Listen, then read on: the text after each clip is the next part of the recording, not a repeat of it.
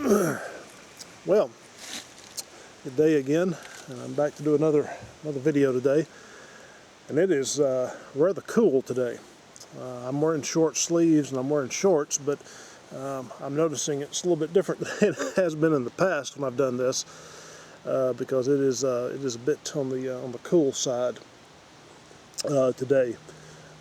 Temperature is not so cold that I can't wear this, but I'm just noticing I feel colder today, thinking, I should have brought me a jacket, but I can survive it. It's not totally not as cold yet as it's going to be, but definitely the fall of the year is here. And if I could, I'd show you. I can show you where I'm sitting here. There's a bunch of leaves that have fallen off. Some of them have fallen on this table, and I don't want to move this because I have to reset the camera. But here in a minute, maybe I can, when I get done with what I'm doing, I can show you some of the leaves that have fallen around here. There's still plenty of green ones right now, but we're heading that way toward the fall of the year when they'll start changing. So the last few videos I've done, I've talked about the Bible and some of because I'm doing sort of an introduction about me and some of the things that I believe, so you kind of get an understanding of who I am, I guess is the way to say it, and people would know more about me. So this is just some of those descriptions of the what you might call my theology, or the doctrines that I hold to, sort of an elongated statement of faith, I guess you could say. And I started off with the past couple of videos talking about the Bible and what I believed about it.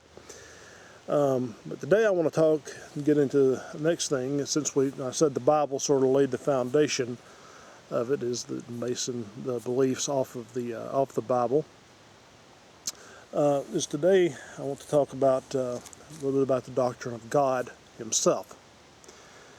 And obviously this is sort of the root of the very word theology, which can mean study of God, or words about God, or doctrine of God, or different ways we could interpret that. But we'll just call it the study or the words about God.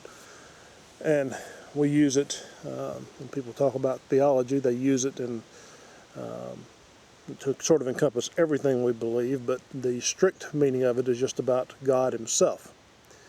But I guess everything we believe is in some way related to Him anyway, when we talk about matters of theology. But when we talk specifically about the person and the being and the essence of who God is, we sometimes call that theology proper, as opposed to theology general. So just to talk about that, just to sort of mention those words that you'll hear. But I want to talk about before I talk about sort of what I believe about God. One of the problems is even in just defining the word God itself, and that obviously becomes somewhat problematic to even be able to define it, because whenever we define it, we're almost inevitably going to leave something out that we should have said about it, and so we can't exactly state it the right way. But we do our best within the limitations that we have. But I want to talk about first, and before I get I want to spend more on this video talking about some of the what some people might call the rival conceptions of God. And what I mean by this are the thoughts about God or beliefs about Him from other perspectives, things that let's just say I don't believe, things that I don't hold to. Because around the world there's obviously different thoughts on it, on different theologies, different philosophies, and so forth. So, without any further ado, just to sort of get into it and some of the different ones. One that, especially in the West, that people would know is the conception of God that there is no God. What we commonly call atheism, the belief in no God. So it says that there is no God who exists, whether the Bible's version or any other version of the of God. None of them are actually true. That they're all fairy tales, fantasies, illusions, whatever, made-up stories, however one wants to say it. That none of them actually exist. So hence, what you ask, well, what does exist then? Well, that's where atheists will differ, because there's different versions of it, even within that. Because atheism is more defined by what it doesn't believe than by what it does, obviously. But just to put it in the Western concept, in the Western world, and I would think in most of the world where you find people that would call themselves this, are called atheists. Most of them believe all that they believe that exists is the physical world, matter and energy. So, all that exists are what we can, observe with our physical senses: sight and sound, smell, taste, and feeling, the five senses. That is, all that actually exists. Atoms, molecules, protons, neutrons, electrons, and all these things that we learned in science class, they would say that's, that is what exists. That is all that actually exists. And that's what we commonly, that's a belief that is commonly referred to as materialism. Now, when we say materialism, sometimes we talk about that where we mean people that are fixated on material things like money and houses and cars and that sort of thing. But in the philosophical sense, materialism is the belief that all that exists is matter, or matter and energy, which sometimes it's called physicalism, to sort of encompass energy as well as matter. But when we say a materialist, we typically mean things that, matter and energy. That is all that exists. And also, when you ask, explanatory power for what does exist, for why matter and energy are arranged in the way that they are, why, am I here as a human being, and why the animals that are around here and the trees and things that you can see here, the matter and energy that exist in this form. Why does it exist in this form? Well, they would say it's the forces of nature, the laws of science, which is gravity, laws of motion, thermodynamics, heat and energy, and all those sort of things that you've learned about in science. They would say that explains why things are as they are now. And they say, well, we don't know all the laws of energy and science and matter and all that sort of thing. We don't know all of those yet. Scientists are still learning them and so forth. But when we learn them, that will give us all the laws that we know and the ones that we don't know about that. Explain everything why it is in the form that it's in right now. And so, in other words, natural laws is what they commonly refer to them, or the laws of science, explain all of this. And hence, people who hold that are usually called naturalists. Now, sometimes we use the word naturalism to mean somebody who studies nature. But we usually, when I'm using it in the more philosophical sense, I'm meaning it to mean that nature, laws of nature, like I say, gravity, laws of entropy, inertia, heat, motion, all these things, they explain why things are in the shape and the form that they're in right now. So that's naturalism as opposed to supernaturalism. In other words, that there's nothing outside of nature. And generally also what is meant by that is that the laws of nature are not sentient beings, or they're not intelligent beings, they're not rational beings. The laws of nature just is. It doesn't think. It wasn't trying. Whenever you see a leaf, for example, fall off one of these trees and go to the ground, it's not that gravity wants to do it. That gravity is saying, there's a leaf, I want to pull it off and drag it down here to the ground. That's not what's happening. It's just an explanation of what is. So in other words, what you see in nature, the way things are, ultimately has no, it's not designed. There was nothing intentional in it. It wasn't purposed, if you will. It happens by, and I'm going to use this word here in its strict meaning, it happened by accident. which means it doesn't mean it can't be explained, but it just means it was not intended. So it would ultimately mean even the reason that I'm here today doing this video was because of the laws of nature and science acting on matter and energy over a period of time produced this, and it was inevitable that it would happen. In other words, it's a very deterministic philosophy, that it was ultimately that there was no real choice involved in these things. So all the things that happen, even the reason you're watching this right now, ultimately could be explained if we knew all the laws of nature could be explained by that. So that's sort of one of the beliefs, and I don't want to spend a whole lot of time on that, but it's just an overview, and a lot more can be said on it. Another belief on, on the idea of God, getting off of that, is a belief that's not as common today as it would have been, say, 2,000 years ago when Jesus was on the earth, but is what we call polytheism. Now, the word poly means many, and obviously the word the in atheism and theology and polytheism and other words that we'll use for it comes from the Greek word theos, which means generally just translated God. It's used in the New Testament. Whenever you see the word God, that's usually the word, the Greek word behind it. So that it was the belief in many gods. Now, it's not as common in today's world, but you can find it in various primitive cultures around the world today. And obviously, like I said, in Jesus' day, it was far more common. It was the belief that there were multiple gods. So, you know, the Greeks and Romans of Jesus' day, for example, had various gods to various things. I thought somebody was coming over there. It's just limbs falling. They had various gods to different things. You had gods of war. In the Roman world, it was Mars, and in the Greek world, it was Ares, the god of war. You had the god of the sea. It was Neptune in the Roman world, and I believe Poseidon in the Greek world. I get much beyond that. I get beyond that which I know. I do know the god of the underworld in both of those was Pluto in the Roman world and Hades in the Greek world. It became just sort of known for the world, the underworld, the afterlife, so to speak.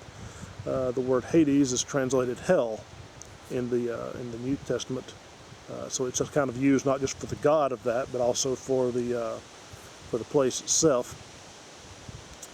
But also, it's just worth noting that they also, other than having many gods, they had gods to everything: gods of farming, gods of wine, gods of fertility. And I'm trying to think of all the various other things that they had. But they had numerous ones. Paul was, when he went to Mars Hill, named after the god of war, the Roman god of war. And it was also in Greek called the Areopagus, the hill of Ares. It was the Greek god of war. But he was in Athens, and he sees all these different idols up to all these different gods, and he sees there was one to the unknown God. They had the idea, well, if there's one that we've forgotten, we don't want to offend him, so we built a god, built an idol to the or an altar here to the unknown God. That we may not know who's out there somewhere, but we don't want to leave him out. So they had these numerous ones.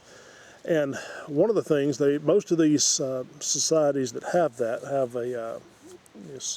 what we call this pantheon of numerous gods. They had one god who was considered supreme above all the others. And I'll just use again the Greek and the Roman and got the myths here. In the Greek world, it was Zeus, and in the Roman world, it was Jupiter. Those were the sort of the head chief gods. But it's worth noting for both of those two gods, they were not eternal. They were both born. Jupiter's father in the Roman world, in the Roman understanding of it, was Saturn. So actually the chief god was not an eternal. He was not the one who had always been. So that was... and very much also the gods of those times were not... they could be fooled. very easily. Most concepts of them, that gods could be fooled, and they were very much like humans, and still is the case in most of the primitive societies that have those gods. Yeah. See what gravity did there? Pulled this leaf down. Yeah, I said fall. It's coming. But that's the one concept of it, and I said you still can find it in certain places. Another concept of God, and this is actually going to be kind of two in one here that I'm going to talk about, but you'll find more in the Eastern world. It's called pantheism, and the word pan means all, and it's the idea that everything is God. So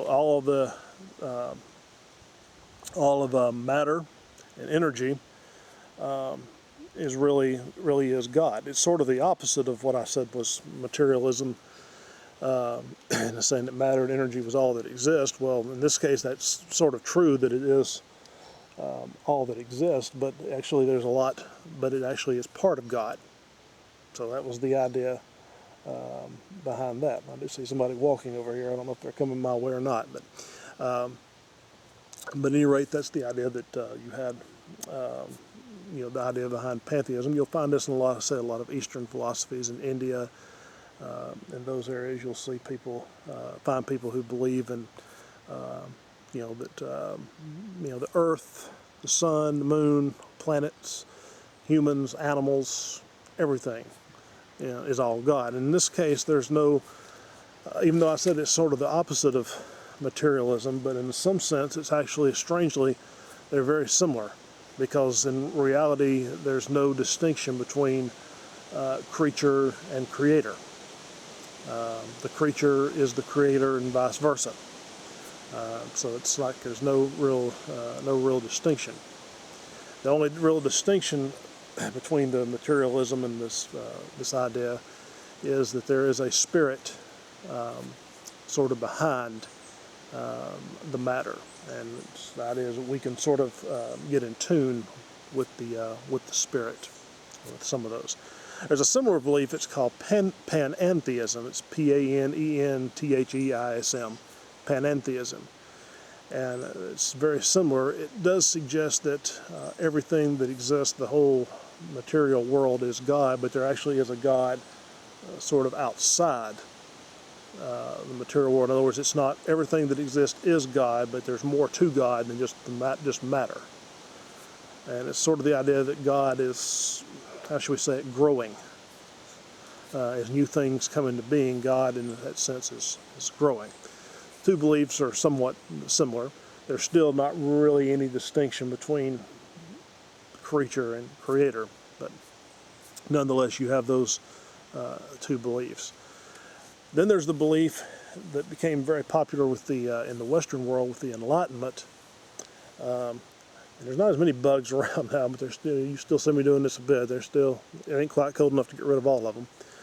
But there's the belief that that came with the Enlightenment in the West, in Western Europe, and it's sort of held,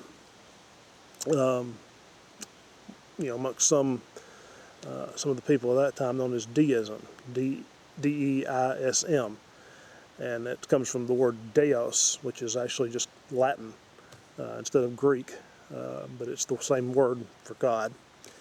But there's different versions of this, but generally the version of this is that, unlike pantheism, it's very much opposite of that. The idea that there is indeed a God who created the world and created everything that we see, but he's really not much more involved than that. He sort of created it and then just sort of left it on its own. So what you can, the idea of that is it's sort of the God as a watchmaker idea. That like a watchmaker creates his watch, or a clockmaker creates the clock and sets it, and if he does it right, he doesn't have to do anything else to it. One who does things exactly as they should be, he doesn't need to intervene in it at all. And I just noticed, I don't know how well you can see this, but the sun shining right there. You can see it on one side of my face, and the other side's in the shadows over here. But that's sort of the idea behind deism, is that God created it, and he's really not so much involved with it beyond that. He sort of created it and it runs on its own. He's not really concerned because it's working just exactly the way he intended it to work. So there is an intent behind it. He created the matter, he created natural laws and so forth, but now they run and he doesn't need to intervene. So hence there's no miracles. There's no idea of walking on water or raising the dead or anything of that nature, healing people. Those sort of things don't happen. Everything, again, natural law explains all of those things. It's just God explains natural law. So you have that idea, and those are the different rival conceptions of God. And a lot more could be said on each one of them. I'm just sort of giving you sort of a general overview of them. The things that would say I don't hold to. Now, I don't say I necessarily reject everything about every one of them, but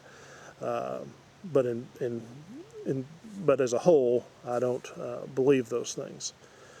Obviously, what I believe is what we commonly call theism, and we sometimes will call it monotheism, as belief in one God. And this is the belief. Some people will call this the belief of the Abrahamic religions, Judaism, Christianity, and Islam. All believe that there is only one God who is the creator, and he is eternal. Now, I'm not going to go into everything today about what I believe about God, but I just want to. These are some of the things that I would hold in common with Jews and with Muslims on the belief about God, is that there is only one God, and that he is eternal, and that he is the creator of all that is. And also, but this is where it distinguishes from deism, is that he does intervene in the affairs of man, that he does intervene in this world, and also that man is the highest of his creation.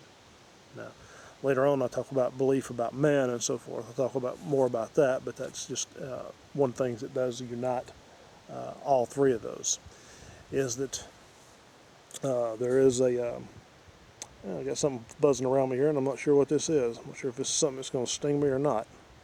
It looks kind of like a mixture between a fly and a yellow jacket. See all sort of new things out here. But anyway, just to go back to that, it's the belief that there is one God, and that he is eternal, and that he is the creator of all that is, both physical as well as spiritual. And obviously that's a big thing too, is that there are spirits, and that man is the highest of his creation.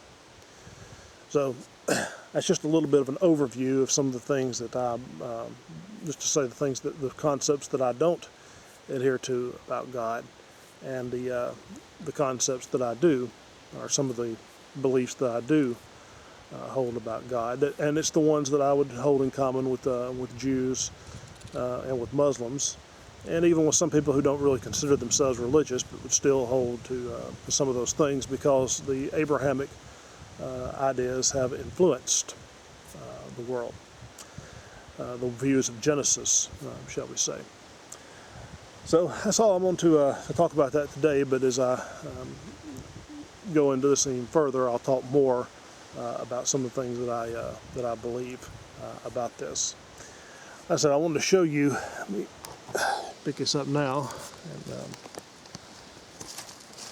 you can see this down here. See some bunch of leaves falling on the ground here.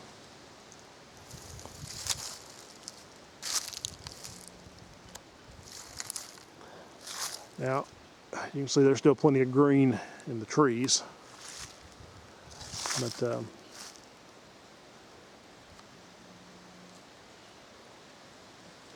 a bridge and a creek there.